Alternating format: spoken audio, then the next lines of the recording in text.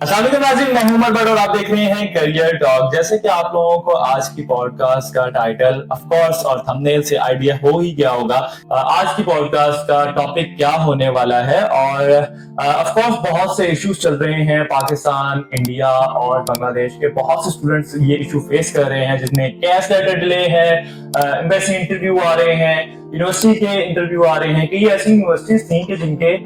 Interviews भी नहीं होते थे, लेकिन उनकी तरफ से भी इंटरव्यूज कॉल आ रही हैं, और उन्हीं यूनिवर्सिटी की तरफ से यूनिवर्सिटी में अगर आपने एडमिशन लिया है तो उसी वजह से आपको एम्बेसी की तरफ से भी इंटरव्यू कॉल आ रही है। तो ये क्या इश्यूज चल रहे हैं, ऑफ कोर्स ये सारे के सारे इश्यूज और सारे के सारे जो आपके क्वेश्चंस हैं या आपके मसले मसाइल हैं, जो कि ऑफ कोर्स आप मुझे कमेंट बॉक्स में बता रहे हो, तो या फिर मुझे व्हाट्सएप कर रहे हो, तो या फिर मेरी टीम को व्हाट्सएप कर रहे होते हो, उन सब चीजों को समझ करके हम आज इस पॉडकास्ट में अपने जो सीनियर एक्सपर्ट हैं मिस सुमेरा कदीर, जो कि ऑफ कोर्स प्रोजेक्ट मैनेजर हैं स्टडी काउंसलर्स की, उनसे डिस्कस करेंगे, उनसे इनका सोल्यूशन पूछेंगे और उनसे पूछेंगे कि अगर वो स्टूडेंट जो यूनिवर्सिटी ग्लॉस्टरशायर में एडमिशन लेना चाह रहे थे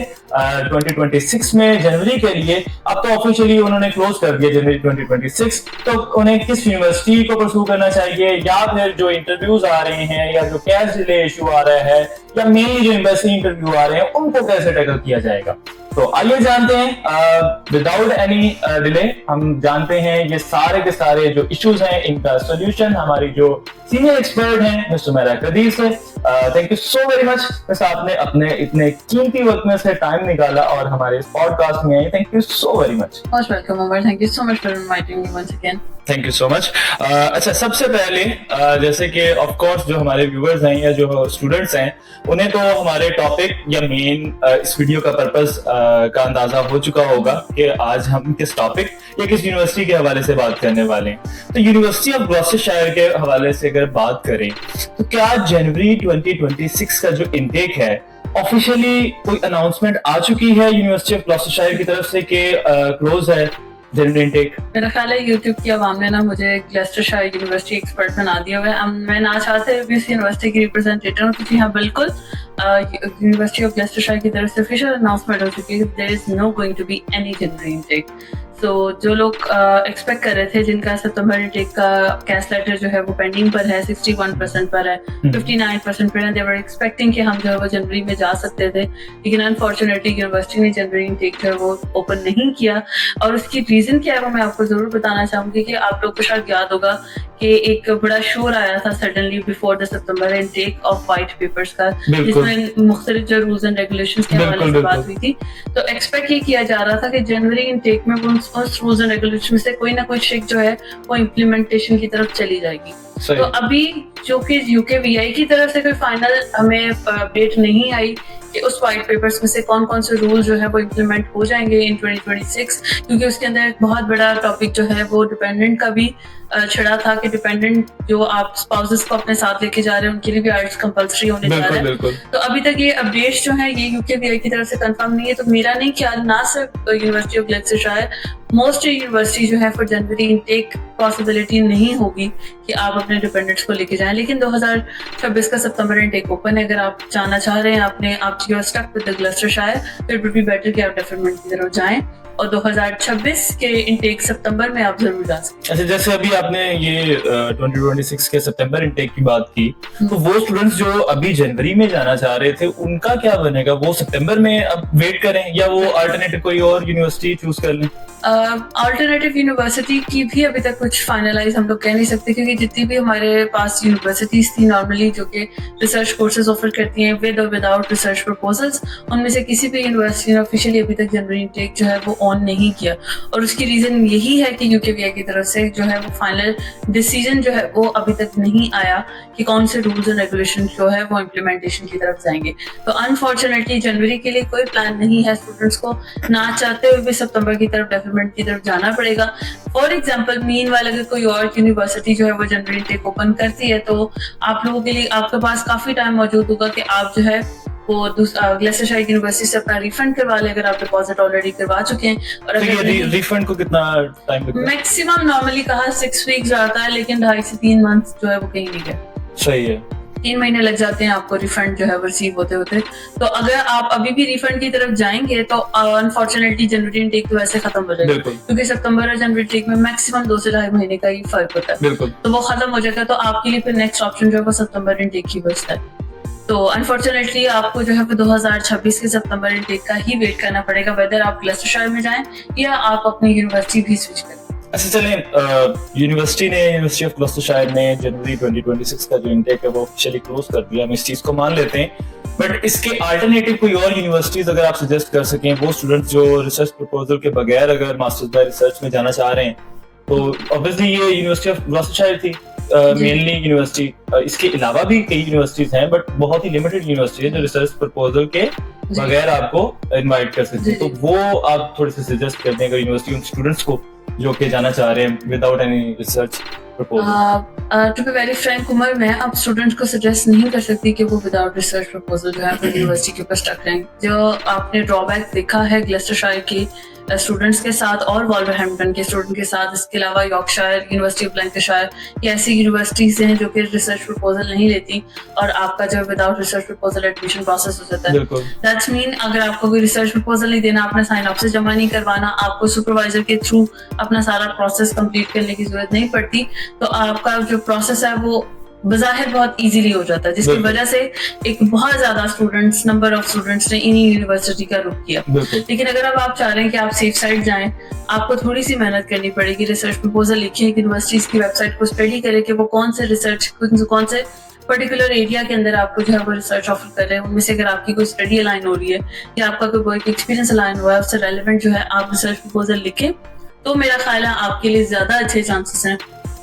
विद फैमिली यूके के साथ मूव करना, क्योंकि आप एक जो वैलिड रीजन है, जो वैलिड तरीकाकार है और जो ज्यादा ऑथेंटिक और एजुकेटेड जो तरीकाकार है कि आपने रिसर्च प्रपोजल दिया, अपना आइडिया शेयर किया with the university and with the university supervisor, उनको आपका आइडिया अच्छा लगा and they invited you to do a research over there. तो ये ज्यादा बेहतर तरीका है एज कम्पेयर टू कि आप विदाउट रिसर्च प्रपोजल वाले यूनिवर्सिटीज के अंदर अप्लाई करें और 2-2 3-3 साल कैश के हवाले से वेट करें और फिर बीच में सडनली कोई भी चेंजेस आ गया तो वो आप पे अनफॉर्चुनेटली वो भी इम्प्लीमेंट। देखिए ये तो आप वो बात कर रहे हैं कि जो लाइक स्टूडेंट है या जो रिसर्च प्रपोजल कर सकते हैं, मेरे जैसे कई ना लाइक स्टूडेंट भी हैं या कोई बिलो द एवरेज स्टूडेंट्स भी हैं जो कि विदाउट एनी रिसर्च प्रपोजल जाना चाह रहे हैं, तो उनके लिए भी तो कोई ऑप्शन बताएं। अगर आप विदाउट रिसर्च प्रपोजल जाना चाह रहे हैं तो आप वहां जाके सर्च नहीं कर सकते, रियली सॉरी। अगर तो आपको लग रहा है कि आप एक रिसर्च प्रपोजल नहीं लिख सकते तो आप वहां जाके रिसर्च कैसे करेंगे, वेदर वो रिसर्च प्रपोजल के साथ वाली यूनिवर्सिटी है या विदाउट रिसर्च प्रपोजल है, क्योंकि वहां जाके आपको एक हैफ्टी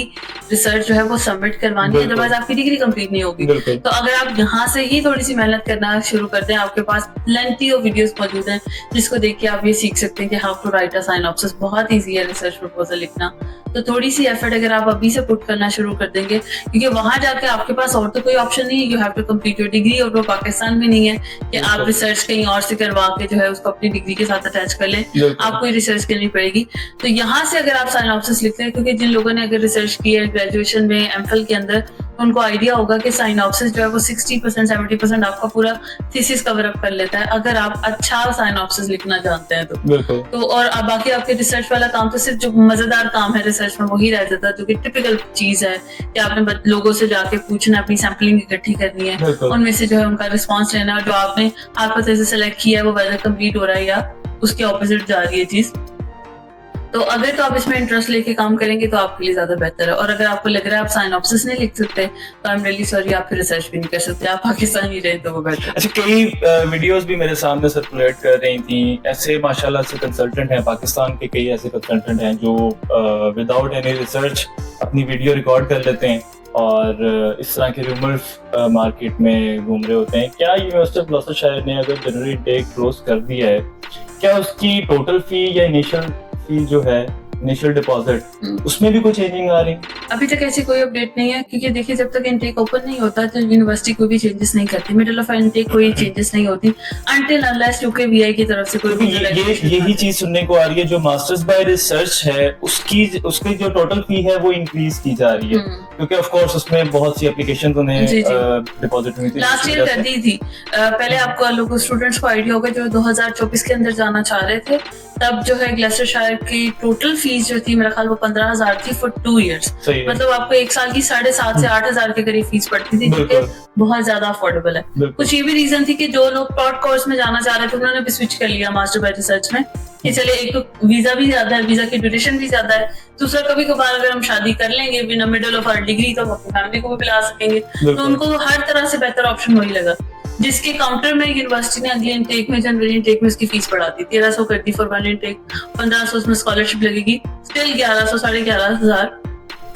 आपकी जो है वो फीस बन रही है, पिछले इनटेक से बहुत ज्यादा है। अभी हो सकता है कि शायद नंबर ऑफ एप्लीकेशन को कम करने के लिए दोबारा फीस बढ़ा दी जाए, लेकिन अभी तक इसको कोई आप फाइनलाइज कर नहीं सकते। इनिशियल डिपॉजिट ऑलरेडी बहुत लो है, ग्लेस्टरशायर यूनिवर्सिटी का से 4,000 है, तो हो सकता है अगर वो 5 या 6 या 7 कर दें तो मेरा ख्याल है कर देना चाहिए, क्योंकि वो ज्यादा बेहतर है। क्योंकि फिर बाद में आपको यूकेबीआई की तरफ जब आपकी एप्लीकेशन मूव होती है तो ये थोड़ी सी ऑथेंटिसिटी शो हो जाती है फॉर जेन्युइन स्टूडेंट। इन्होंने एक हेफ्टी अमाउंट जो है वो ऑलरेडी पे की है, that's when they are willing to go for studies instead of doing any work. तो थोड़ी सी आपकी प्रोफाइल थोड़ी सी अपग्रेड हो जाती है अगर तो इनिशियल डिपॉजिट आप ज्यादा पे करते हो। इट वुड बी ग्रेट अगर तो ग्लेस्टरशायर यूनिवर्सिटी इनिशियल बढ़ा दे, क्योंकि जब आपने टोटल फीस भी बहुत कम रखी हुई है, फिर आप रिसर्च प्रपोजल भी नहीं ले रहे, उसके बाद आप एमओआई भी एक्सेप्ट कर रहे हैं, और फिर इनिशियल भी बहुत लो है, तो फिर आपके पास नंबर ऑफ एप्लीकेशन बहुत ज्यादा आएंगे और आप उसको मैनेज नहीं कर सकते। बिल्कुल। इसी में एक चीज मैं कोट करना चाह रहा हूँ कि यूनिवर्सिटी ऑफ ग्लेस्टरशायर ने क्या इंग्लिश लैंग्वेज टेस्ट की रिक्वायरमेंट भी बढ़ा दी। ये लास्ट ईयर ही चेंज हो चुकी थी। पहले नॉर्मली आपको ओवरऑल 6 बैंड चाहिए होता, अगर हम आइट्स की बात करें नॉट लेस देन 5.5, जिसके ऊपर आपका एडमिशन जो है पॉसिबल हो जाता होगा। लेकिन जैसे उन्होंने एमओआई लॉन्च कर दिया कि अगर आपकी पाकिस्तान की एचईसी रिकॉग्नाइज्ड यूनिवर्सिटी से 5 साल के गैप से कम का गैप है आपका, तो आप MOI medium form instruction English proficiency letter के ऊपर जो है वो एप्लीकेशन सबमिट कर सकते हैं, व्हिच इज रियली ग्रेट। लेकिन उसके साथ साथ उन्होंने आइट्स की रिक्वायरमेंट बढ़ा दी। अब जो है डिमांड है overall 6.5 not less than 5.5। That's mean कि आपको हर मॉड्यूल में एटलीस्ट 5.5 चाहिए। लेकिन अगर आप सोचें तो हर मॉड्यूल में अगर आप 5.5 सिक्योर करेंगे तो आपका ओवरऑल भी 5.5 होगा। सो इट्स ऑटोमेटिकली कि आपको हर मॉड्यूल में एटलीस्ट 6 बैंड और 2 मॉड्यूल में 6 से अबव चाहिए होंगे ताकि आप ओवरऑल 6 बैंड स्कोर कर सके। तो मैं बेसिकली इसको नहीं कहती कि 6.5 not less than 5.5, it's basically 6.5 not less than 6। तो आप 6 स्कोर करें 2 बैंड में आपको जो है 2 मॉड्यूल में 6 से अबव स्कोर करने ताकि आपका ओवरऑल 6.5 हो, जो कि अब एक्सेप्टेबल है।